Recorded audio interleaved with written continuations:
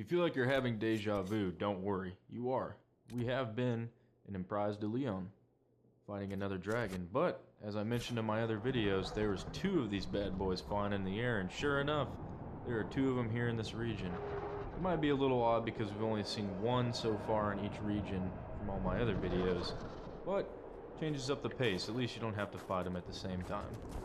Again, to access this area, you have to complete a couple missions to unlock the bridge operation at the war table. Once you fix that bad boy, which I don't know how they fixed it so well, but it sure is beautiful.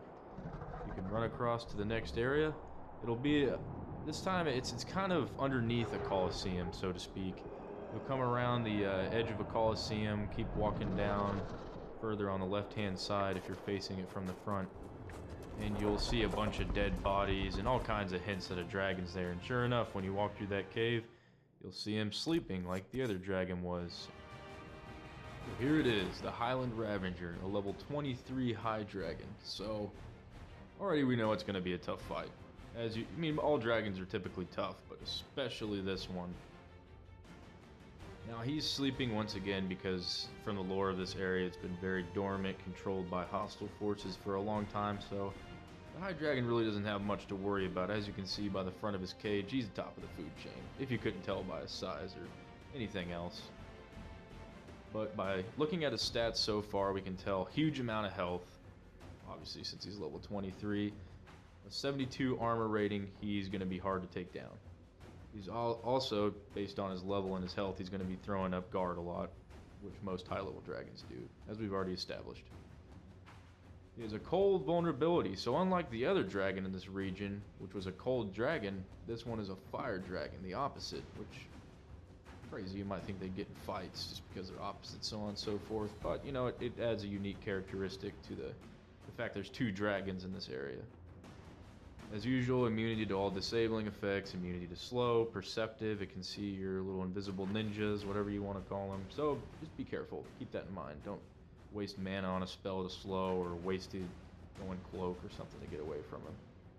Greater fire resistance, already established he's a fire dragon, he's going to be breathing fire, all that good fire dragon stuff. So you're going to want to hit the tonics table, get those fire resistance potions all the way up, along with your health and regeneration potions, because with almost 30,000 HP, oh, excuse me, almost 300,000 HP, that would have made him a lot easier. It's going to take a very long fight, a lot of patience, and a lot of strategizing to keep your units alive and to keep those potions flowing. So let's just get into some footage of him, and I'll tell you specifically some of his strengths and weaknesses. I'm going to start off by saying this is one of the most frustrating High Dragon fights I've had so far. Normally I try to stay calm, collected, not rage so much, so I keep it together better, play more tactically, keep doing smart moves.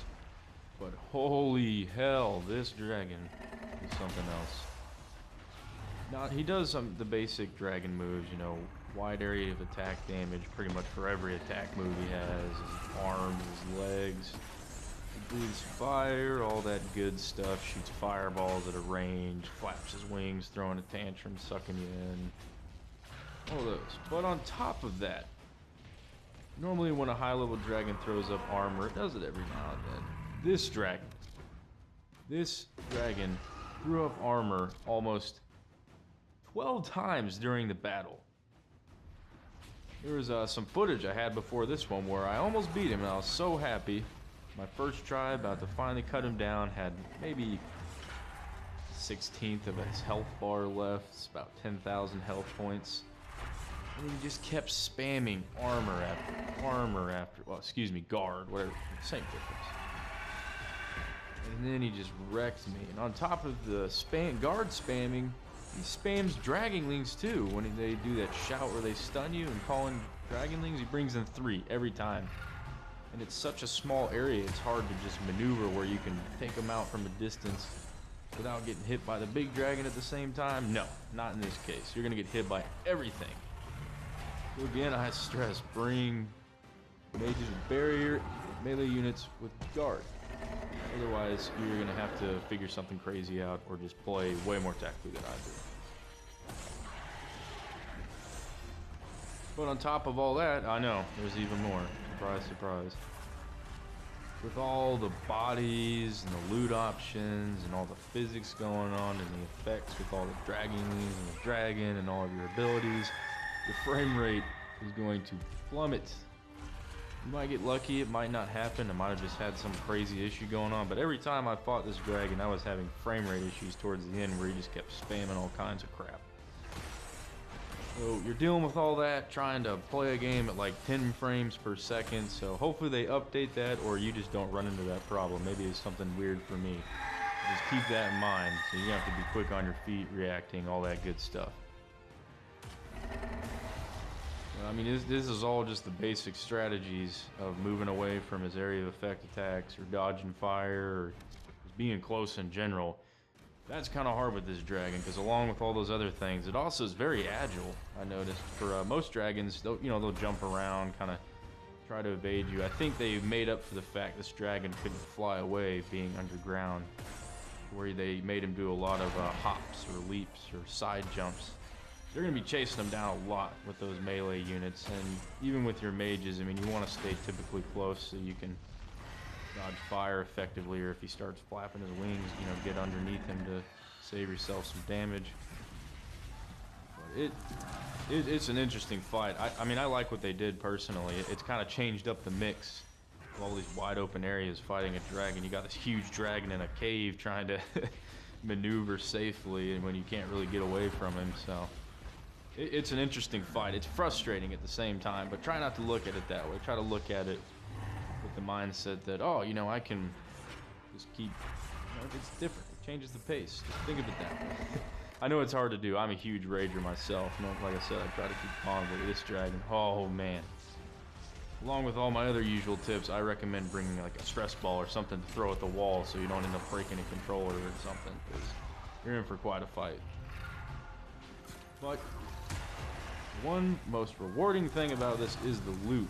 Wow, so much. Like, sometimes you'll get cheesed with the loot and get just like one type of class items or whatever. No, in this case I got a schematic for a mage, I got armor for a mage, weapon for a rogue, armor for a melee unit warrior, all kinds of diverse stuff, which is really great, all high level, because this dragon was level 23. I've been hurting for high level loot ever since I've passed 20, besides crafting my own gear, so that was a great bonus.